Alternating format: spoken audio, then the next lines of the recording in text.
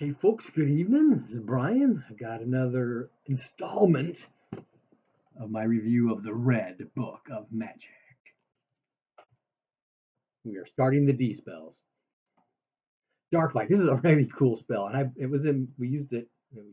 was used in my first campaign. Remember, I mentioned previously there was a Thentari, cult to Thanatar that the party was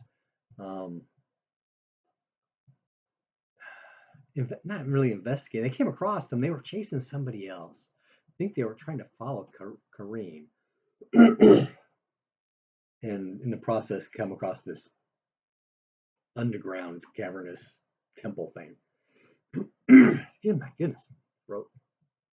But anyway, so dark light, right?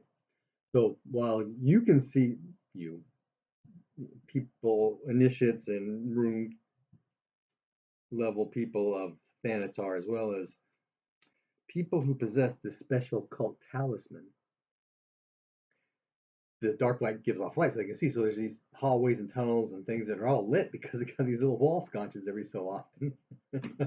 So that the bad guys can see perfectly fine, but nobody else could. Unless they brought their own torches, in which case everybody can see the other torches. Or could they? I don't remember if I ruled on that or not.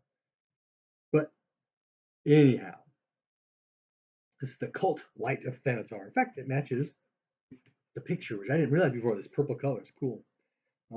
Okay. Cast on an item that burns non-magically in order to give it that burns non-magically to give non-magical light. Okay. Your item that burns non-magically and gives non-magical light. Torches, braziers, lamps, lanterns, all that kind of stuff, right? Fire.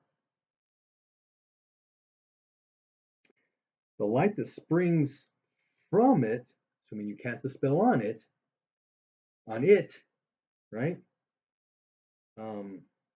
gives off light that's only visible to initiates, rune lords, and people with the special medallion, right? So they can see the purple light, but nobody else can. Still gives off heat though, right? So it heats up. So it's my party. Yeah, that lamp or that torch sconce. I think it was a lamp sconce kind of thing, because it was oil, right? It was an little oil lamp that was spaced out there because there was a barrel of oil in one of the rooms. Yeah, it's hot. It's burning, but you can't see any light. Okay. GM concern number 1. As long as the fueled flame remains within 1 meter of the source. Can you have a flame more than a meter away from its source? I suppose if you had a wick that was 2 meters long, still soaked in oil, part of the lamp. I'm not following this. I'm not sure what the deal is here. But apparently if you get outside that meter range from the source, then the light burns normally. Everybody can see it. Okay.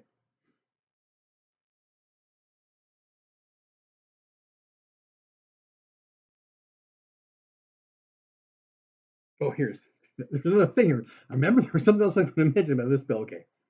The duration depends upon availability of fuel. As long as you keep oil in the item, the non-magic item that gives off non-magical light, as long as you keep, and that's got the spell cast on it, when you keep it fed, it keeps burning, right? So essentially, infinite duration.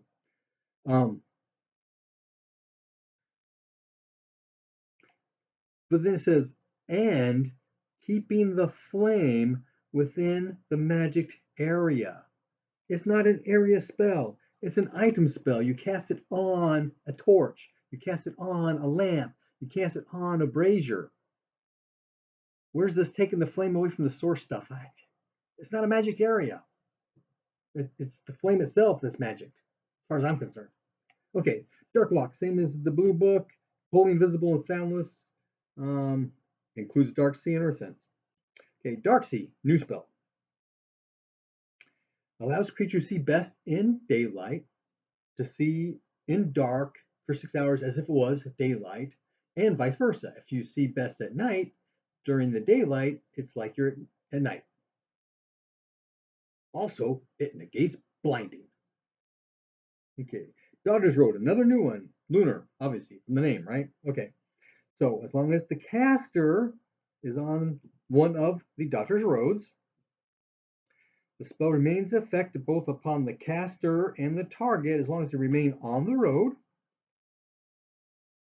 Each point gives 2 points of spirit armor and 2 points of counter magic, which can be added upon by Spirit Screen, Counter Magic, and Shield. Why some spells allow you to add on and others don't, I haven't quite captured that. I'm not sure.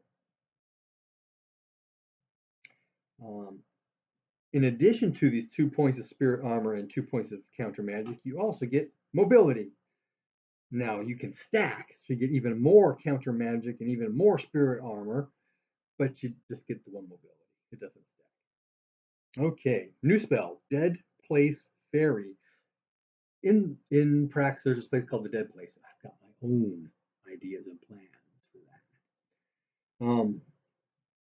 But apparently there's ill effects if you're trying to cross it. If you cast Dead Place Fairy, you're able to cross through the Dead Place without suffering those ill effects. Death Binding, new spell, Ritual, combined with the Bloody Cut skill. I think that might be not a counter, a sister skill to Peaceful Cut, maybe? Okay, the Ritual, right? It's an enchantment. You have to sacrifice that point of power. So after this ritual, which apparently involves, I think, killing somebody, it doesn't really say so, but it says the victim's spirit is trapped and bound within its tail or hand if it's humanoid. The caster can then use the victim's magic points to cast spells and cast the victim's spirit magic spells if it has any. This magic is not available to anyone except for the Tusk Rider. So this is a Bloody Tusk cult skill or spell. Except Tusk Rider. Whoever the caster is what it talks about, right? The caster. Magic is not available to anyone except the Tusk Rider who trapped the spirit. Well, in order to trap the spirit, you have to cast a spell, right? So the caster is the only one who has access to the spirit magic and the magic points. If a proper burial ceremony, such as the use of Peaceful Cut or Prepare Corpse, is intoned over the tail or the hand, or if the tail or hand is destroyed, the spell goes away. Okay, new spell, Death Strike. This is a one-use variant of the Sever Spirit spell. And, it separates the body from the spirit. That's what it does, right? So if the caster overcomes the target's power, both die. Okay, that's kind of risky, but perhaps I can see that happening. If the caster fails to overcome the target's power, you both take a d6 of damage to your total hit points. Oh, okay. Decreased temperature, another new spell. Decreases the temperature, right? 100 meters, 10 meter radius, 1d6 degrees Celsius. You can stack it to either increase the intensity of the cold by decreasing the temperature by 1d6 or by doubling the radius. New spell, Destroy Clouds. This spell clears a circle of clouds 100 meters in diameter for every point stackable, right?